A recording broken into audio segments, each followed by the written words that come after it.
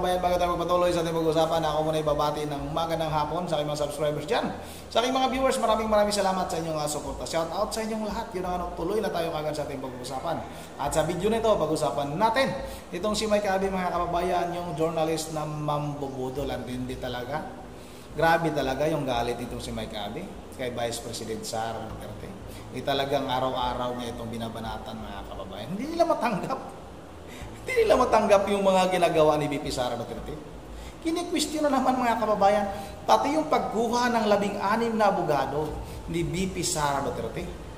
Siyempre, mga kababayan, kahit ako ba naman pagbibintangan ako nang hindi ko naman ginawa. Tapos yung nagbintang sa akin, mismong nasa pamahalaan na ito. Yung mga namumuno sa Kongreso, na alam naman natin, mga kababayan, kung anong ginagawa ng mga yan. Handa silang magbayad, handa silang magbitaw ng mga napakalaking halaga. 150 million, mga kababayan, para lang sa isang pirma. Tapos ngayon, kine-question ninyo yung pagkuha ng abogado. Bakit 16 na abogado yung kinuha ni VP Sara Duterte? Siyempre, kukuha talaga lang ng magagaling na abogado dyan. Magagaling na abogado yan. Dahil yung kanyang mga kalaban ay ang titindi ng mga kasinungalingan. Yung mga nag-uusig, mga kababayan, yung mga taga-kongreso, yung mga congressman, na mga handang ibinta yung kanilang mga kaluluwa para lang ma-impeach itong si VP Sara Duterte. Tapos ngayon, magtataka kayo, magbibintang kayo, magbibintang ka, Mike Abby. Ikaw, magkano ba yung binabayad sa'yo para bakit pusin mo araw-araw itong mga Duterte, itong mga kalyado ni Duterte? Hindi ka na nagbabalita ng tama. Ang pinaparating mo sa mga taga-suporta mo ay masama ang mga Duterte. Yan yung laging bukang bibig mo. Hindot yung Mike Abby ka. Ito na, mga kababayan, huwag na natin ito patagalin. Sabay-sabay natin ito panoorin. Ang po natin itong malalaking gastos at magagaling na mga abogado ang... Ano ngayon kung may mga magagaling na abogado at malaki yung gastos? Hindi naman ang hingi sa inyo itong si VP Sara Duterte. Hindi natin alam, mga kababayan, kung mayroon bang mga nagbibigay ng donasyon, mayroon bang mga kaibigan ni VP Sara Duterte na sagot na nila ang abogado. At yung mga nagmamahal kay VP Sara Duterte, baka yan yung magbayad o nagbayad sa mga abogado na yan. Huwag niyong questionin. Yung questionin ninyo, dapat ang itatanong mo, Mike Abby, at tatalakayin mo yung mga kinukurakot ng administrasyong ito. Dahil bilyon-bilyon yan. Magkano ang confidential fund? Nanilustay sa loob ng labing isang araw, 125 million. Samantala yung binayad sa isang pirma lang ng mga congressman na yan, 150 million. Hindi man lang kayo nag-ingay. Tahimik kayo. Ang kakapal naman ng mga mukha nyo. Yun ay naghahawak sa mga kaso ng mga Duterte. Malaking gastusan po ito. Okay? Yung kaso ng mga Duterte sa ICC na hindi natin alam kung $1,000,000 o euro ang gastusan dyan sa mga kilalang international lawyer katulad ni Attorney Nicholas Corpman. Malaking bayad dyan.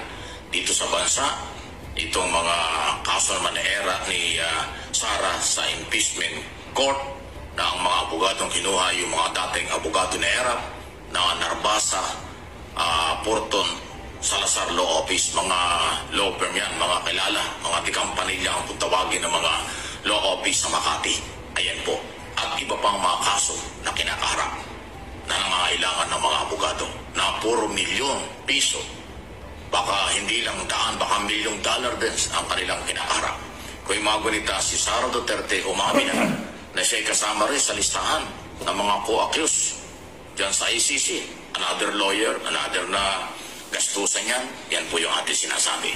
At kahit dito, yung kailang mga kaso na nakabinbin sa DOJ, na sedition case, at iba pa, disbarment sa Supreme Court, abogado rin ang kailangan doon. At ito ang mabigat na itong sa impeachment trial. Marami-raming abogado po ang haharap yan. Nagpakilala na. lumabas na ko ang listahan ng mga abogadong magtatanggol kay Sara Duterte. So, Takot na takot kayo sa mga abogado, dahil mga abogadong di kampanilya. Magagaling na abogado, mga kababayan. Sigurado tayo, nalusot talaga itong si VP Sara Duterte sa impeachment na yan. Dahil nga, mga kababayan, wala naman talagang katotohanan yung mga ibinibinta kay VP Sara Duterte. Kaya nga, kumuha itong si VP Sara Duterte, bawat bintang, mga kababayan, bawat akusa kay VP Sara Duterte, mayroong isang abogado na nakatutok doon. Para itong kasinungalingan ng mga congressman na yan, itong mga prosecutor na yan, talagang masungal-ngal. Katulad mo, may Kabi, wala ka nang ginawang totoo. Puro ka kasinungalingan. Takot na takot kayo.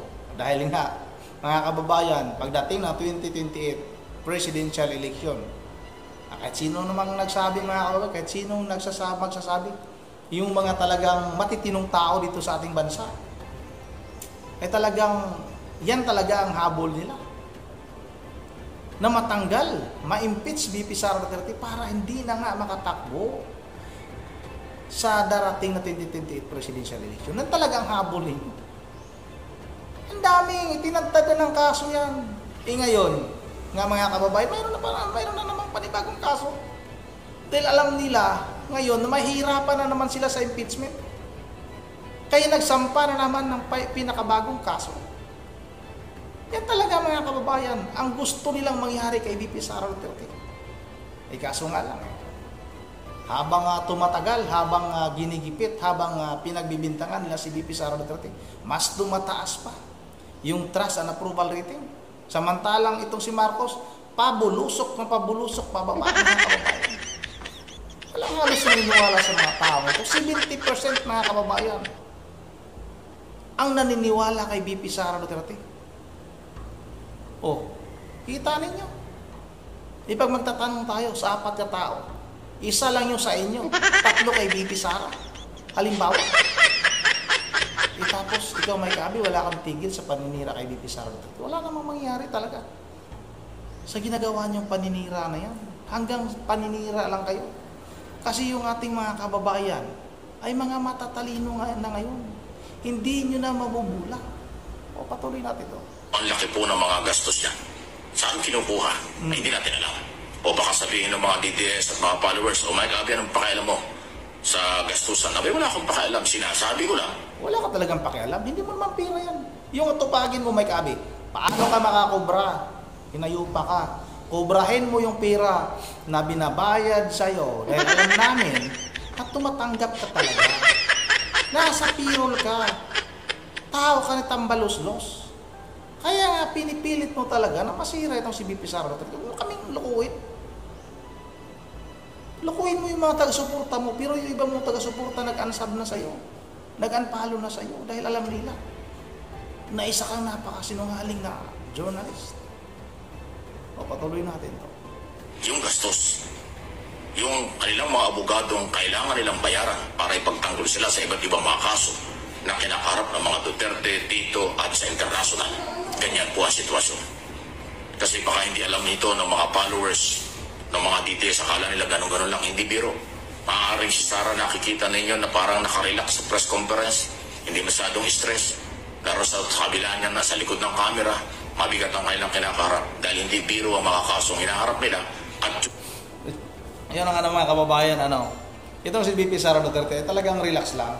Hindi nyo makikita na nakasimangot, lagi lang nakasmile, lagi lang nagbibiro. Samantalang itong mga itong si may Kabi na ito, nangungulubot na lang sa problema. Sila yung problema, mga kababayan. Tingnan nyo, itong si may Kabi, stress na stress. Yung mukha, samantalang si VP Sara Duterte, nako po, talagang mas lalong gumaganda, lalong sumisigla. Dahil alam ni VP Sara Duterte na malinis yung kanyang konsensya. Walang ginagawa. Kuha na nga yung mismo nagsasabi, mga kababayan, na tama yung paggasta ng pera ng Office of the Vice President. Paano kaya kung imbestigahan din yung confidential fund ni Pangulong Marcos Jr. na nagkakahalaga ng 4.5 billion, mga kababayan? Natutuwa kaya ang mga ito? Si DOJ Secretary, Remulla, magkano ang confidential fund mga kababayan? 500 million.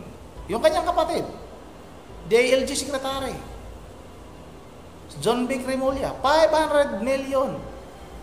Mayroon bang nagtatanong? Tinalakay mo ba yan, Mike Abby? Di ba? Wala. Hindi kayo alam. Hindi nyo man lang nabanggit. Dahil alam ninyo na baka may mga anomalya din sa mga confidential nila. Sinisingle out lang ninyo si VP Sara Duterte. Dahil yan talaga yung mission ninyo. Na matanggal si VP Sara Duterte sa pamamagitan ng impeachment para hindi na makatakbo sa darating na 2028 presidential election, mga kababayan. Yan ang araw, dito na lang muna at bago tayo magtatapos dahil wala tayong internet dito. Ay mag-shoutout na lang muna tayo kay Ma'am Berje, Berhel de Diyos ng Pulilan, Bulacan. Kay Ma'am Edisa Borbiha na nasa, hindi ko lang alam kung nasa Israel o nasa Iran. Kasi nga, ang pagkakalam natin ay nasa Middle East itong si Ma'am Edisa Borbi. Ingat po kayo, Ma'am. Ingat po kayo. Sana po ay gabayan kayo ng Panginoon. Kasi nga, alam natin na talagang napakagulo ng bansang mga yan ngayon. Talagang nagkagira dyan, mga kababayan. Nandito pala yung internet at lumabas. Mag-shoutout lang din ako kay Ma'am Joyce ng Japan, kay Ma'am Berje Religious ng Pulilan, Bulacan. Ayan na lumabas. Shoutout na rin kay ayaw lumabas yung internet, mga kababayan. Yun, hindi ayaw talaga lumabas. Yun na nga, nandito na lang muna. Shoutout na lang sa lahat ng ating mga viewers dyan, sa ating mga subscribers. Maraming salamat sa inyong suporta. At once again, this is Rondy TV, mga lahat dyan sa Philippines.